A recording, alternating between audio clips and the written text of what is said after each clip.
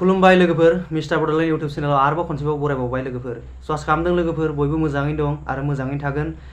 देग्लायनि रंजालि बैसागुखौ बयबो मोजाङैनो फालिबाय जोंबो मोजाङैनो रंजाबाय दायो आं दिनै नोंथांमोननो मोनसे ट्रिक खोन्थागोन जाय ट्रिकनि गेजेरजों इउट्यूब चेनेलाव ग्र' जानो हायो नोंथांनि भिडिअ'आव मोनसे मोननैल' भिउ फैदों नामा भिउ फैदोंबा नोंथाङा जेबो गिनांगौ गैया भिउआव खम फैयोबा जों भिउ गैयाबा जोंहा चेनेला ग्र' जाया भिउ मोननो थाखाय जोंहा मोनसे ट्रिक एन्ड टिप्स दङ बे ट्रिकखौ आं दिनै नोंथांमोननो खोन्थागोन माबोरै बबे ट्रिकजों जोङो बबे आयदाजों जोङो चेनेलखौ ग्र' खालामनो हायो लोगोफोर नोंथांमोना ट्रिकनि जुदि सोमोन्दै मिथिनो लुबैदोंबा भिडिअखौ जोबजासे नाय भिडिअखौ स्किप दा खालाम नोंथांमोना स्किप खालामबा उनाव पस्तायगोन आरो खनले खनले नायनो गोनां जागोन आं गिबियाव रिकुवेस्ट खालामबाय अन्नानै भिडिअखौ दा स्किप दा खालाम जोबजासे नाय बारा गोलाव नङा 8-9 मिनिटनि भिडिअ अन्नानै जोबजासे नाय इउट्यूबाव सार्च खालामबा जोंनि भिडिअआ मानो ओंखारा लोगोफोर बेयाव मोनसे प्रब्लेम जायो जों गोबाङानो इउट्यूबार गोदान जों इउट्यूब खुलियो जों मिथिया हसिया नायबाय गुबुननि भिडिअखौ जों क्रिएट खालामबाय चेनेलखौ थिगानो खालामबाय भिडिअबो हगारबाय नाथाय जों गुबुननि मबाइलाव सार्च खालामबा जोंना भिडिअआनो फैया मानो फैया चेनेलखौ सार्च खालामनांगौ जायो होमबासो फैयो बे फैयिनिबो मोनसे जाहोन दङ लोगोफोर फैयाखै मानो नोंथाङा मोनसे गोरोन्थि खालामदों बबाव खालामदों सेटिंआव बबे सेटिंआव इउट्यूब स्टुडिअ सेटिंआव बेनिखायनो नोंथांमोना जेबो गिनांगौ गैया दिनै आं फैबाय नोंथांमोननि थाखाय लोगोफोर आं दिनै नोंथांमोननो A to Z खोन्थागोन मबाइल स्क्रिनाव जे नोंथांमोना नोंथांनि भिडिअखौ माबोरैहाय फार्स्टआव लाबोनो हायो फार्स्टआव फैयाबाबो नैथि थामथियाव नोंथांनि भिडिअ आरामसे फैगोन जिखुनु बर' सार्च खालामबानो नोंथाङा इउट्यूबाव सार्च खालामबानो नोंथांनि भिडिअ फैगोन लोगोफोर आं दिनै बेखौनो खोन्थागोन जे नोंथांमोननो जों चेनेलखौ माबोरै ग्र' खालामनो हायो आंना बेबायदिनोमोन आवगायाव मोननै मोनथामल' भिउ फैयो बिनि उनाव भिउ गैया आं बे ट्रिकखौ बाहायनायनि उनाव दायो भिउआ ग्र' जाबाय गैयाबाबो आंना 20टा जायो 20टानि गोजौआव थाङो साननै सानथामनि गेजेराव बेनिखायनो आसा खालामदों नोंथांमोनाव बे भिडिअनि गेजेरजों नोंथांनि चेनेलखौ ग्र' खालामनो हागोन आरो आं बेयाव मोनसे रायखांनो लुबैदों जे जोंहा आं बावैसो मोनसे भिडिअ हगारदोंमोन जाय भिडिअआनो जाहैबाय जोङो इउट्यूबनि भिडिअखौ फेसबुक पेजआव माबोरै लाबोनो हायो बेयाव आंनि सासे गोदान साबस्क्राइबार आब' बिजुलि ब्रह्म जाय आंखौ कमेन्टनि गेजेरजों बुंदोंमोन जे आगै आंना माथो जाया बानायबाबो होननानै आब' नोंथांखौबो आं बे भिडिअनि गेजेरजों मेसेज हरदों जे नोंथाङा भिडिअखौ नायदोंबा खोनासंनानै लादो जे भिडिअखौ जोङो स्किप खालामनानै नायबा जेबो मिथिया बेनिखायनो स्किप खालामनाङा स्किप खालामालासे फेसबुक पेजखौ मोजां नायनानै भिडिअखौ नायनानै फेसबुक पेजखौ क्रिएट खालामनानै लिंक होनाय बायदि जेरै होदों बेबायदि लाबोबानो आब'नि भिडिअआबो इउट्यूबनिफ्राय फेसबुकआव फैगोन आरो नोंथांनि भिडिअआ माब्लाबाबो डिलीट जानाय नङा आं जेरै खोन्थादों फेसबुक पेजखौ गिबियाव क्रिएट खालाम नैथियाव इउट्यूब चेनेलाव थांनानै इउट्यूबनि भिडिअखौ सेलेक्ट खालामनानै कपि खालामदो बेनिफ्राय जोङो फेसबुक जिथु FB लिंकार बेयाव फैनानै पेस्ट खालामदो आरो जों फेसबुक पेजखौ सेलेक्ट खालामनानै पाब्लिश खालामबानो नोंथांनि भिडिअआ नोंथांनि फेसबुक पेजाव थागोन आब'निसिम बे मोनसे फोरमायहरबाय आरो जुदि लोगोफोर नोंथांमोनाबो जुदि माबाफोर गोनो गोथो जादोंबा कमेन्टआव खोन्थाहर जेरै आब'आ आंनो खोन्थाहरदोंमोन आं नोंथांमोननो सल्भ खालामगोन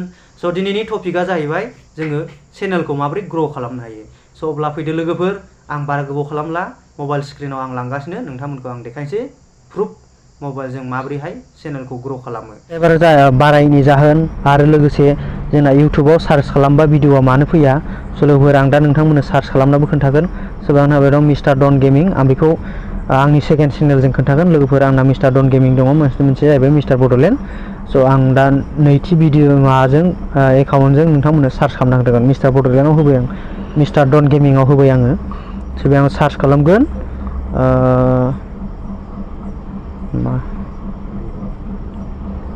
आं दा बेयाव सार्च खालामसै लोगोफोर नैयाव सार्च खालामनाय दं हाउ टु क्रिएट इउट्यूब चेनेल नै लोगोफोर बिदि चेनेला बड' बिदि होबानो जाबाय आं बर'नि खालामदोंमोन नालाय बेयाव गिदिर इउट्यूबार जोंनि बर'फोरनि दङ बेयाव सेथियाव फैबाय नैथियाव फैबाय थामथियाव फैबाय ब्रैथियाव फैबाय बाथियाव नै आंना फैबाय लोगोफोर नुबायना how to upload Facebook page in video YouTube नुबायना नै आंनाव फैबाय दा लोगोफोर नै नायदो नोंथांमोना बेयो आंनि भिडिअ लोगोफोर जाय बिथांमोना नायाखै नायनो हागोन how to upload Facebook page in YouTube video 2022 Bodo' language लोगोफोर बेबायदि फैयो आरो लोगोफोर साबस्क्राइब खालामबा नैथियाव नै आंनाव नायदो फैलायबाय हाउ टु रिमुभ वाटारमार्क काइनमास्टार नै बेबायदि आरो लोगोफोर बेबायदिनो फैगोन आरो नै फैबाय नै मबाइल फनजों इउटुब चेनेलखौ जों माबोरै खेवो आंनि चेनेल बे लोगोफोर जास्ट बिथांमोना नायाखै बेखौ नायहैनो हागोन लोगोफोर जे जों इउटुब चेनेलखौ जों मबाइल फनाव माबोरै खेवनो हायो बेखौ आं खोन्थादों लोगोफोर स' आसा खालामदों लोगोफोरा नायनानै बुजिबाय स' दा आं खोन्थागोन जोङो माबोरैहाय जोङो बेबायदि सार्च खालामबानो जोंनि भिडिअआ फैयो स' गोबांनानो सार्च खालामबा फैया चेनेलखौ सार्च खालामनो गोनां जायो स' बेबायदि फैयैनि जाहोनानो जाहैबाय जों सेटिं खालामाखै सेटिं खालामनो थाखाय जों मा खालामनांगोन जोङो YT स्टुडिय'खौ इनस्टल खालामनांगोन दा YT स्टुडिय'खौ बहा मोनगोन बेखौबो आङो आंनि भिडिअनि डिसक्रिपसनावनो होनाय दङ नोंथांमोना नायाखैबा नायहैथां आंनि फेसबुक क्रिएट खालामनाय स्टुडिय'आवनो बेयावनो दङ आरो जुदि नोंथांमोना खालामखानायबा खालामनाय आरो खालामाखैबा प्ले स्ट'रावबो खालामनो हागोन इउटुब स्टुडिय' स' आं बेखौ अन खालामबाय लोगोफोर नै इउटुब स्टुडिय'आ बेबायदि स' नोंथाङा बेखौ लगइन खालामनांगोन लगइन खालामनानै नोंथांनि चेनेला फैगोन बेयाव आंना चेनेला फैबाय नै 73 साबस्क्राइबार स' लोगोफोर मालाबा आप फैयो मालाबा डाउन फैयो सोरबा साबस्क्राइब खालामना आनसाबस्क्राइब खालामना थाङो बे गाव गावनि पसन्दनि खोथा लोगोफोर स' बेयाव आं नै how to upload Facebook page इन इउटुब भिडिअ स' बेखौ आङो मा खालामदों बेयाव आपल'ड खालामदोंमोन बिनि भिउआ माबायदि बेयाव देखायदों नै साफा भिडिअ बेयाव फैजोबगोन लोगोफोर स' जों बेयाव मा जायो जों बेयाव कमेन्ट बायदिसिना अनेक नायनो हायो स' जों बेयाव अन खालामबा जानाय नङा लोगोफोर बेयाव जोंहा फुरा सेटिंआ गेवा स' बेखौ जों मा खालामनांगोन गुगोलाव थांनांगोन लोगोफोर मायाव गुगोलाव नङा क्रम ब्राउजारखौ अपेन खालामनांगोन जोङो क्रम ब्राउजारखौ अपेन खालामनानै जों मा खालामनांगोन डेस्कटप मुडाव लांनांगोन लोगोफोर डेस्कटप मुडाव लांनांगोन स' जों क्रम ब्राउजारखौ अपेन खालामबाय जोङो हमाव फैबाय स्टुडिय' नै गाहायाव आं खोन्थानो नै लोगोफोर आंना टाइप खालामखानाय दङ दा नोंथांमोना बिदि टाइप खालामबानो जाबाय studio.youtube.com जोङो टाइप खालामनांगोन मा खालामनांगोन studio.youtube.com नै लोगोफोर आं खालामदों ना 1 2 3 4 नम्बराव नै आं टाइप खालामखानाय दं आं टाइप खालामला नोंथांमोननो खोन्थादों आं नैबे नै आं क्लिक खालामनाबो खोन्थादों लोगोफोर मोजाङै नायना ला नै मा खालामनांगोन जोङो studio.youtube.com बेयाव क्लिक खालामनांगोन जों बिदि सार्च खालामनांगोन बेनिफ्राय जों एसे गिदिर खालामनोसै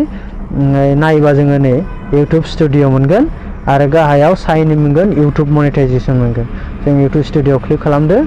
अब्ला जों जों मा खालामनांगोन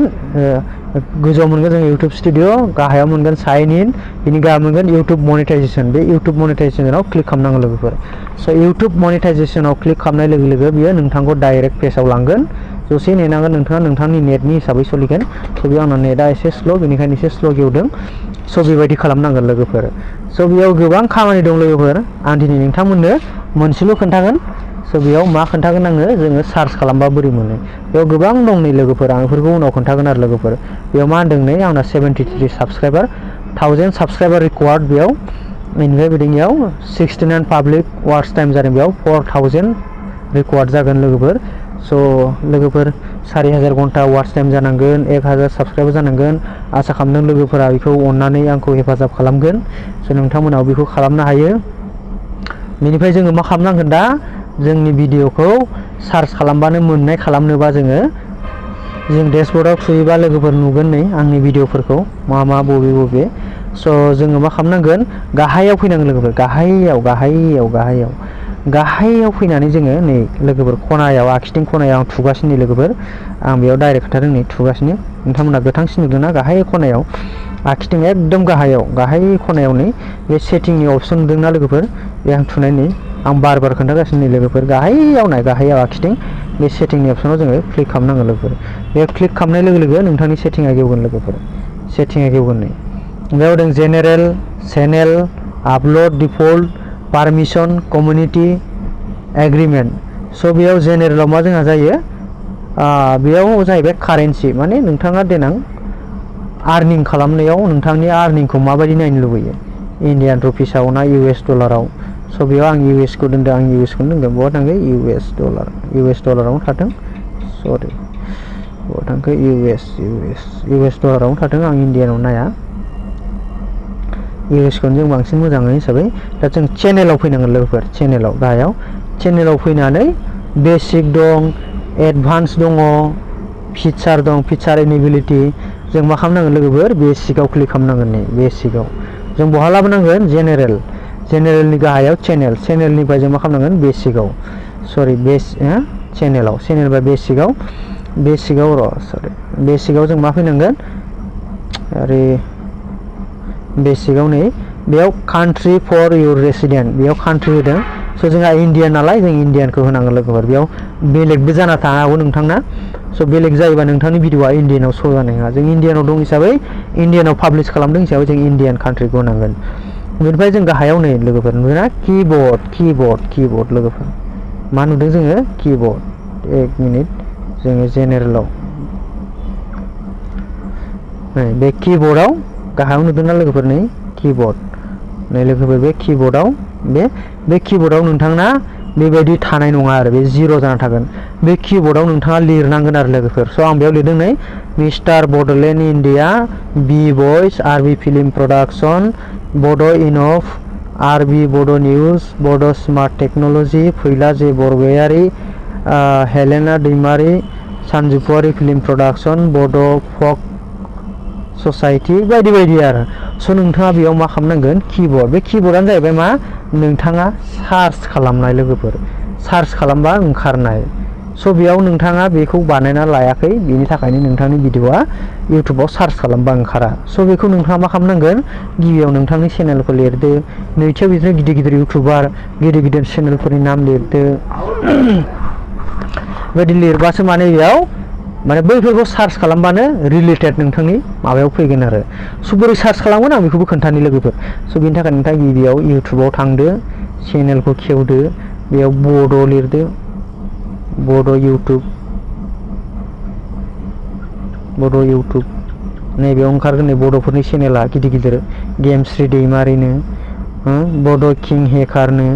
बेबायदिनो ओंखारगोन आरो बिदिनो नैबे आंनियाबो ओंखारबाय नै लोगोफोर आंनाबो दं नालाय आंनाबो सार्च खालामखानाय दा नोंथाङा बिदि लिरबा फैनाय नङा मानोना नोंथाङा बे किबोर्डखौ लगायाखै आं किबोर्डखौ लगायबाय नालाय आंना फैखाबाय नै भिडिअआ स' लोगोफोर नोंथांमोना बिदि खालामनो हायो नै दावहारु गयारिनो बिदि बायदि दं आरो ना नटिस बड' टुगेदार स' ओमफ्राय दा बे नटिस बड' टुगेदारखौ आं होनोसै मिनिमाइज खालामदो बेयाव लाबोदो बेयाव लिरदो मा लिरनांगोन जोङो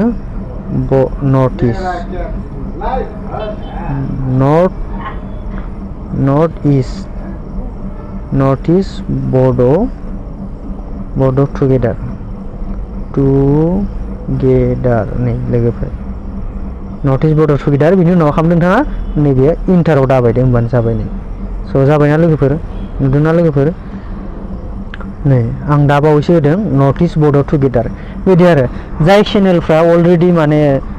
गोजौ लेभेलाव थांनाय बेफोरबायदि चेनेलफोरनि मुंखौ बेयाव होनांगौ आरो अब्ला मा जागोन नोंथांनि भिडिअ अलरेडि बेयाव माने लिरबानो फैगोन आरो जिखुनु बड'नि माबा मोनसे चेनेलखौ लिरबानो फैगोन बा सार्च खालामबानो फैगोन आरो लोगोफोर बे जाबाय किबोर्ड माने जायखौ जों टाइप खालामो बे आरो लोगोफोर स' नोंथांमोना बे गोरोन्थिखौ मावदों जायनि थाखाय नोंथांनि भिडिअआ इउटुबाव श' जायाखै स' बेखौ नोंथांमोना खालामाखैबा गोख्रै नोंथांमोना बेखौ खालामना लादो बेनिफ्राय फैदो जोङो एडभान्स सेटिंआव जोंहा जेबो गोनां गैया स' बेयाव जोङो भिडिअ आपल'ड खालामबा जोंहा माखासे मा थायो बेयाव yes set this channel is made for kid always upload content that's made for kid so बेखौ जोङो नैबे सेकेन्डआव होनांगौ not set for channel is made for kid बेखौ जोङो किडनि माबाखौ जोङो not made for set किडआव होनांगौ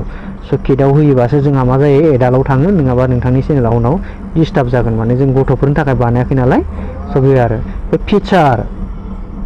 फिचारा जोंहा बहुत इम्पर्टेन्ट लोगोफोर फिचाराव फैदो बेयाव से नाम्बाराव दङ स्टेन्डार्ड फिचार आपल'ड video created playlist and Ed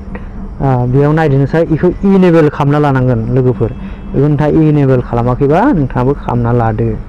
स' नैथियाव फैदो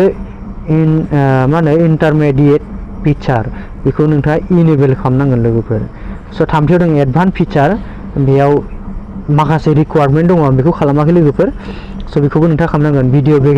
verification ID valid channel history बेखौबो इनेबल खालामनांगोन लोगोफोर आं खालामाखै बेखौ खालामनानै नोंथाङा मा खालामदो गाहायाव बे सेभ थुबानो नोंथांनि खामानिया जोब्बाय आरो अब्लानो नोंथाङा